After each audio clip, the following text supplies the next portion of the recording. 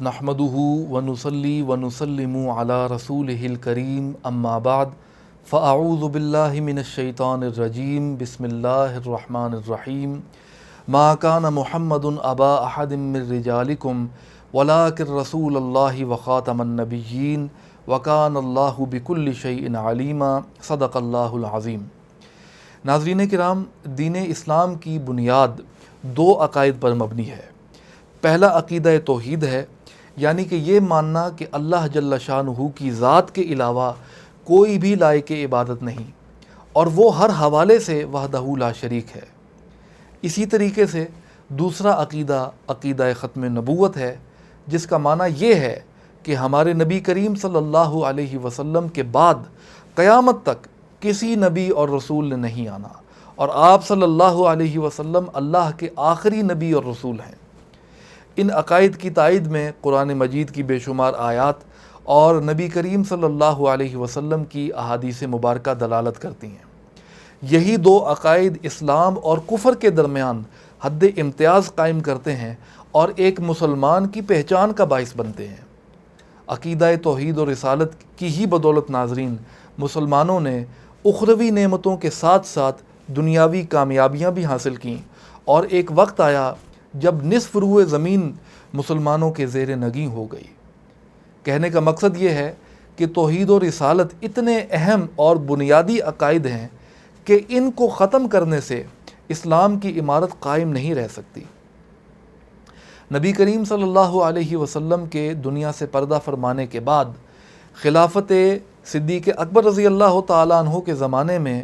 ان دو عقائد میں سے ایک عقیدہ یعنی عقیدہ ختم نبوت کو ختم کرنے کے لیے مسیلمہ نامی ایک کذاب نے نبوت کا دعویٰ کر دیا۔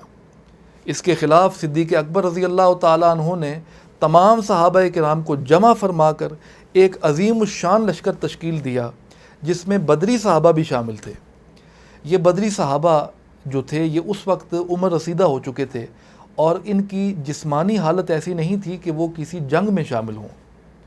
لیکن ناظرین، جب بات عقیدہ ختم نبوت پر آ گئی تو ان سب نے یعنی تمام صحابہ کرام نے اپنے آپ کو پیش کیا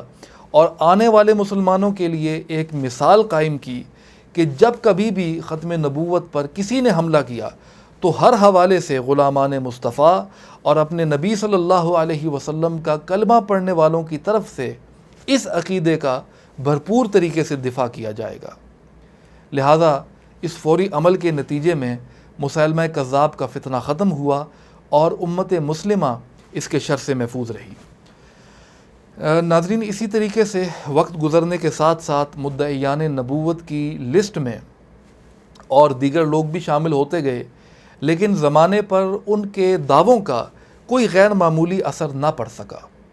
اور یہاں تک کہ 19ویں صدی آ پہنچی۔ اس زمانے میں یعنی 19ویں صدی میں باطل قوتوں نے دین اسلام کو سرنگوں کرنے کے لیے جدید طریقے اختیار کر لیے تھے۔ سائنس اور مادیت نے بہت ترقی کر لی تھی، اور تمام انسانیت اس کے سحر میں مبتلا تھی۔ اسی زمانے میں ساتھ ہی ساتھ مسلمان تنزلی کا شکار ہو چکے تھے۔ مسلمان دینی و مذہبی، ذہنی اور سیاسی زوال سے دوچار تھے۔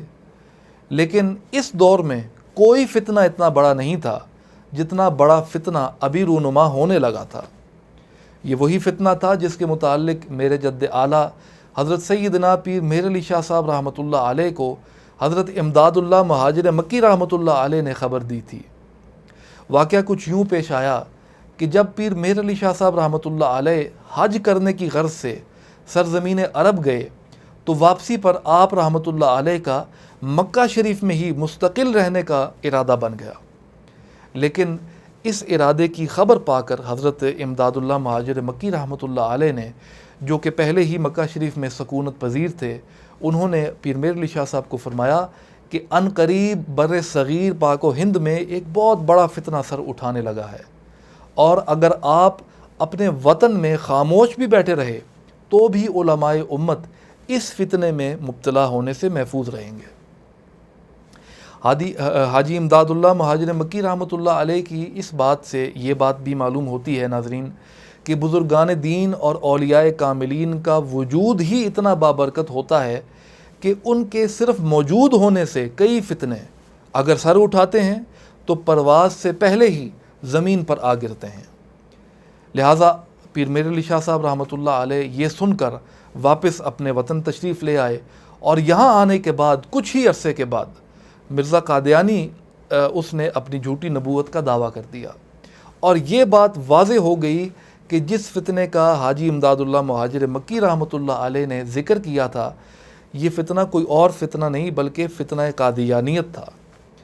ناظرین، میں اختصار کے ساتھ آپ کے سامنے رد قادیانیت میں میرے جد اعلیٰ حضرت سیدنا پیر مہر علی شاہ صاحب رحمۃ اللہ علیہ کی خدمات کا ذکر کروں گا، تاکہ آپ کو معلوم ہو سکے کہ اس عظیم کام کو آپ رحمۃ اللہ علیہ نے کس احسن و اکمل انداز میں سر انجام دیا ہے۔ یوں تو ہر مرید کی عادت ہوتی ہے اپنے پیر کے قصیدے پڑھنے کی اور تعریف کرنے کی، لیکن بحمد اللہ ہماری جس پیر کے ساتھ بیعت ہے، یہ وہ پیر ہے جس کو اپنوں نے تو مانا ہی مانا، لیکن ساتھ ہی ساتھ بیگانے بھی اس کی تعریف کیے بغیر نہیں رہ سکے۔ ناظرین، مرزا قادیانی نے جب دعوی نبوت کیا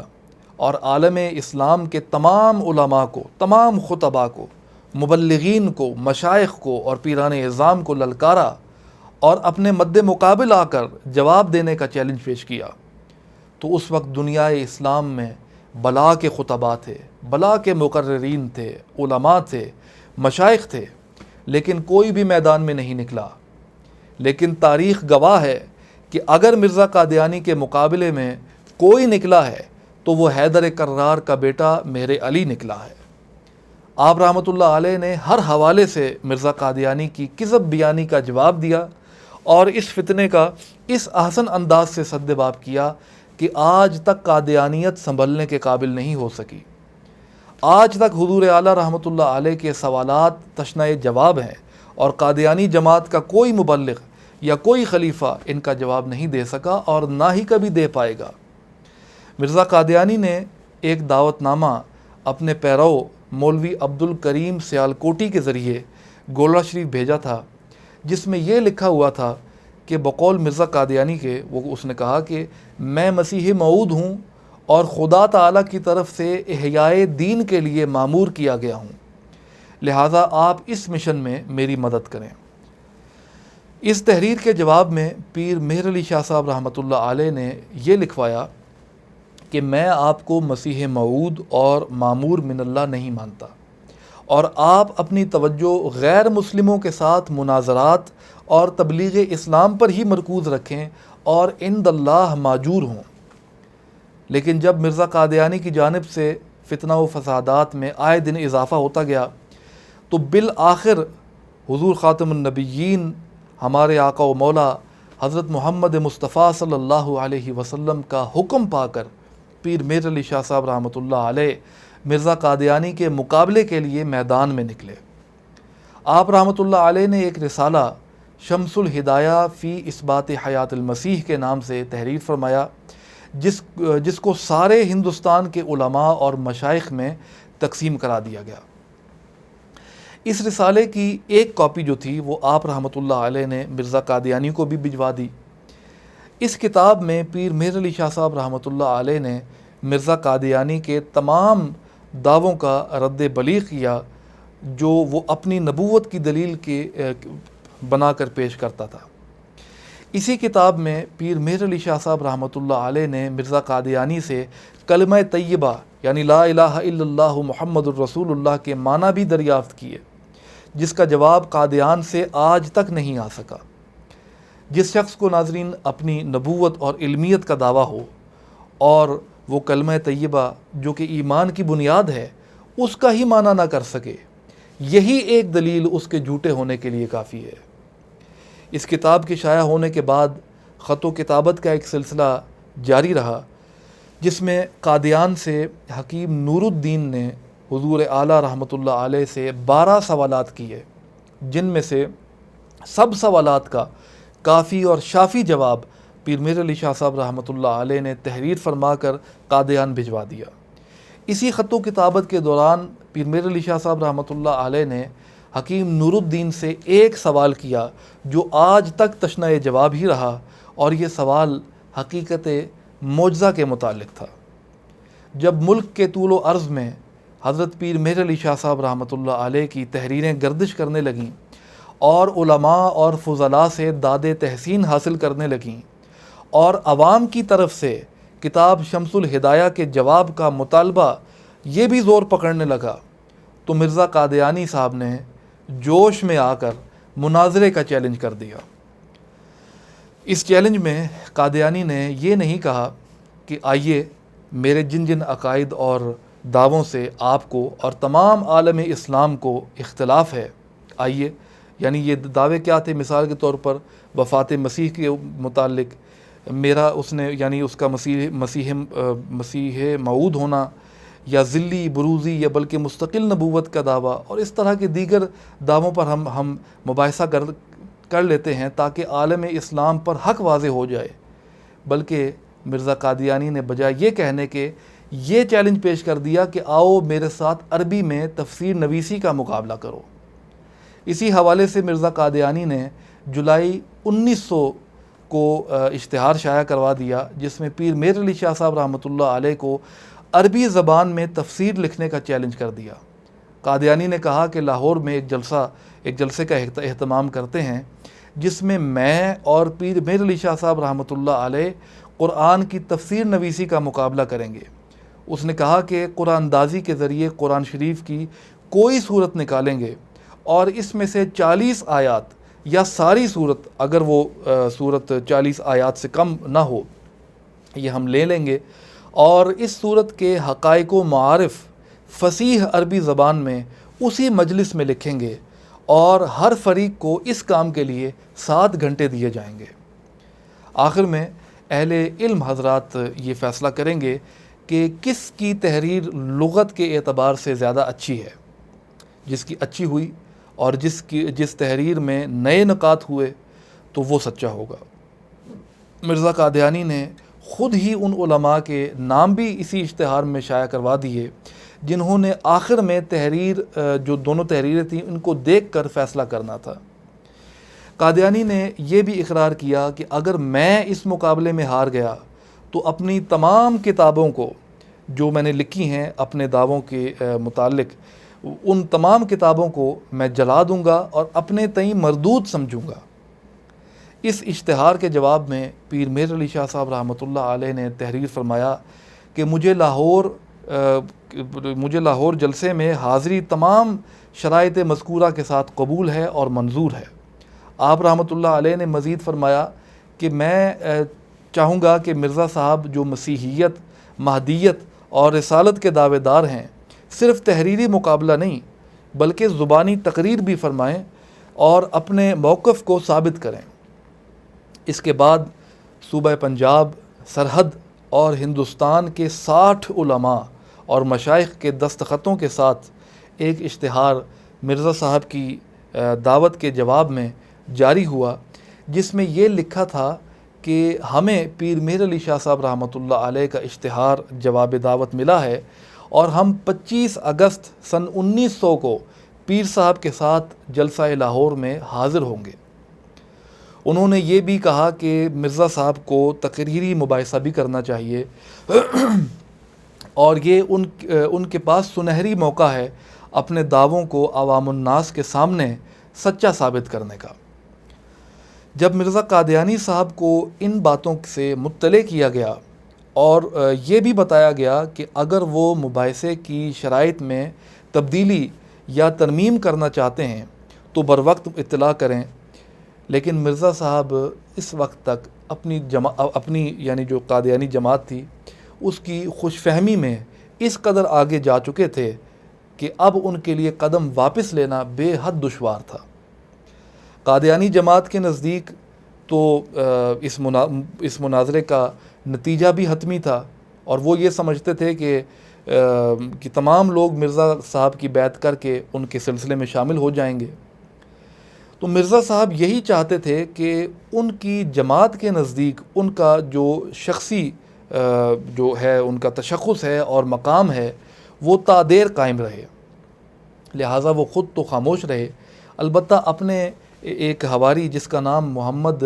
احسن امروہی تھا، اس کے ذریعے تاریخ مناظرہ سے صرف 4 دن پہلے ایک خط گولڑا شریف پہنچایا جس میں یہ لکھا تھا کہ مرزا صاحب کو تقریری مباحثے کی شرط منظور نہیں ہے، اور اگر تفسیر نویسی کا مقابلہ کرنا ہو تو آ جائیں۔ اس پر پیر مہر علی شاہ صاحب رحمۃ اللہ علیہ نے یہ اعلان شائع کروایا کہ وہ 25 اگست کو مرزا قادیانی کے مرزا صاحب کی اپنی شرائط کے مطابق یعنی تحریری مقابلے یا اور تحریری مباحثے کے لیے لاہور تشریف لے جا رہے ہیں، اور اس اعلان کی کاپی قادیان بھی بھجوا دی گئی۔ جب بالآخر وعدے کا دن قریب آیا تو مخلوق خدا دور دراز کے علاقوں سے سفر طے کر کے لاہور پہنچنے لگی،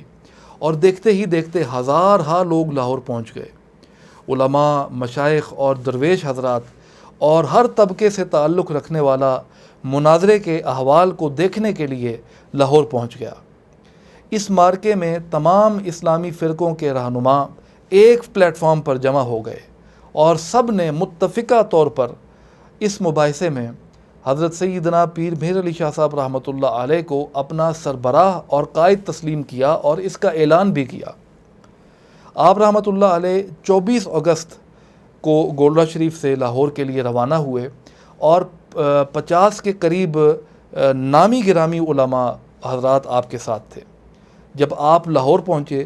تو بہت بڑی تعداد میں مسلمانان ہند نے آپ کا استقبال کیا۔ مباحثے کے لیے شاہی مسجد کا مقام مقرر ہوا تھا۔ 25 اور 26 اگست یعنی یہ 2 دن دونوں اطراف کے نمائندے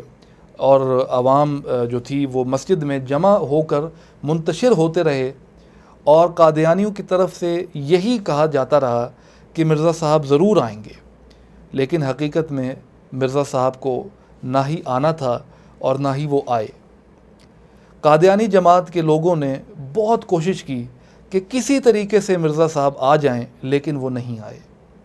مرزا صاحب نے مختلف ہیلے بہانے شروع کر دیے تاکہ کسی طریقے سے ان کا بھرم اپنی جماعت پر قائم رہے۔ کبھی انہوں نے کہا کہ مجھے قتل کر دیا جائے گا اگر میں جاؤں گا، کبھی کہا کہ تقریری مقابلہ نہیں کروں گا، اور کبھی کچھ اور کبھی کچھ۔ حضرت پیر مہر علی شاہ صاحب رحمۃ اللہ علیہ کا ایک قول اس موقع پر بہت مشہور ہوا، اور وہ یہ تھا کہ جناب نبی کریم صلی اللہ علیہ وسلم کی امت میں اس وقت بھی ایسے خادم دین موجود ہیں جو اگر قلم پر توجہ ڈالیں تو وہ خود بخود کاغذ پر تفسیر قرآن لکھ جائے۔ ظاہر ہے کہ اس سے آپ کا اشارہ اپنی طرف ہی تھا، اور بعد میں جب آپ رحمۃ اللہ علیہ سے اس متعلق پوچھا گیا تو آپ نے فرمایا کہ یہ دعویٰ میں نے خود سے نہیں کیا، بلکہ حضور نبی کریم صلی اللہ علیہ وسلم کی بارگاہ سے عالم مکاشفہ میں حکم پا کر میں نے یہ اعلان کیا ہے۔ اور آپ رحمۃ اللہ علیہ نے فرمایا کہ اگر میں اس سے بھی بڑا کوئی دعویٰ کرتا تو بھی اللہ تعالیٰ ضرور مجھے سچا ثابت کرتا ہے۔ پھر آپ نے پنجابی زبان میں فرمایا، کٹی قلے نے زور تے کتی ہیں۔ بہرحال ناظرین، مرزا قادیان اس میدان مناظرہ میں نہ آیا، اور اس کی کذب بیانی ثابت ہو گئی۔ بے شمار قادیانی اس دن دائرہ اسلام میں داخل ہوئے، اور اس فتنے کا سد باب ہوا۔ اللہ تعالی ہمیں عقیدہ ختم نبوت کو صحیح معنوں میں سمجھنے کی